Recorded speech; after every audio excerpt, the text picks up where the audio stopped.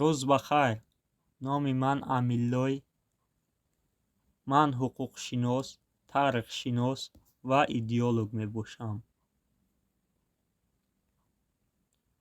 ман мебинам, ки шумо ислом ва Қуръонро то чӣ андоза хуб муаррифӣ мекунед.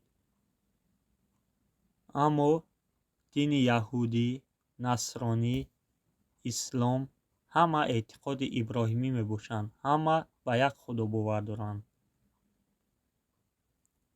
яҳудиё метавонанд ҳамон чизеро, ки шумо гуфтед, ба истинод ба Таврот ва Талмуд бигӯянд. масеҳиён инчунин метавонанд он чизеро, ки шумо ба ҳаҷви аҳди қадим ва ҷадид гуфтед, бигӯянд. намедонам оё мо метавонем як динро аз дини дигар беҳтар ва дурусттар донем. агар шумо роҳеро пайравӣ кунед, ки он ба ҷангҳои салибӣ ва ба дигар ҷангҳо оварда расонад, шумо дар бораи адолат ва сулҳ гап задед.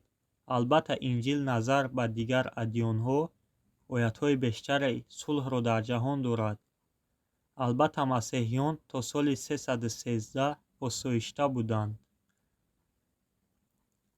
пас фарқияти байни он чизе, ки яҳудиё ва масеҳиён мегӯянд, ба куҷо хоҳад буд?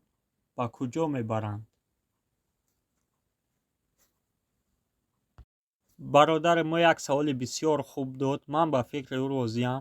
агар шумо китобҳои яҳудӣ ва насрониро хонед, дар оятҳои онҳо оятҳои сулҳро намеёбед.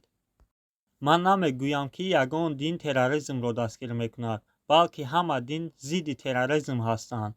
як сухани ман, ки дар Қуръон дар сураи Моида таҳти рақами 5 ояти 32, ки сазовори таваҷҷӯҳ аст, замоне ки ман дигар динҳоро муқоиса мекунам, ин хел оят ман надидам, ки дар ин оят мегӯяд: агар шумо як инсони бегуноҳро куштед, ин ба маънои он аст, ки шумо тамоми инсонҳоро куштед. ва мегӯяд: агар шумо ҷони як инсони бегуноҳро наҷот додед, ин ба маънои он аст, ки шумо ҷони тамоми мардумро наҷот додед. ва ман ба шумо розӣ ҳастам, ки аксари динҳо дар бораи сулҳ мегӯӣ. қариб ҳама динҳо ба сулҳ иқрор мешаванд ва аз ин сабаб Исо сулҳ ба ӯ бод. агар шумо инҷили Луқо боби 24 ояти 36ро хонед, вақте ки онҳо дар ин бора сухан мегуфтанд, худи Исо дар миёни онҳо буд ва ба онҳо гуфт: салом алейкум. яъне ин ба арабӣ садо медиҳад: ассалому алейкум. ва шумо гуфтед, ки як дин аз дини дигар беҳтар аст, ва ман мегӯям, ки бовар дорам, ки Аллоҳ танҳо як динро фиристодааст.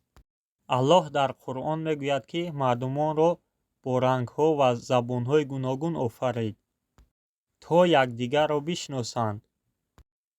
ягона дине, ки Аллоҳ фиристодааст паёмбаронашро, ҳазрати Мусо, Исо ё Муҳаммад саллаллоҳу алайҳи ва саллам, ин тоат ба Аллоҳи бузург аст, яъне тоати Аллоҳ акбар.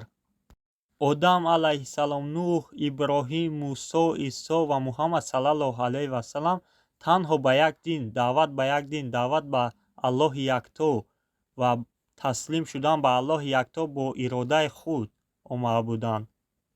танҳо Аллоҳ якав ягонаро гуфтанд бипарастед. ва умедворам, ки ба саволи шумо ҷавоб дода бошам.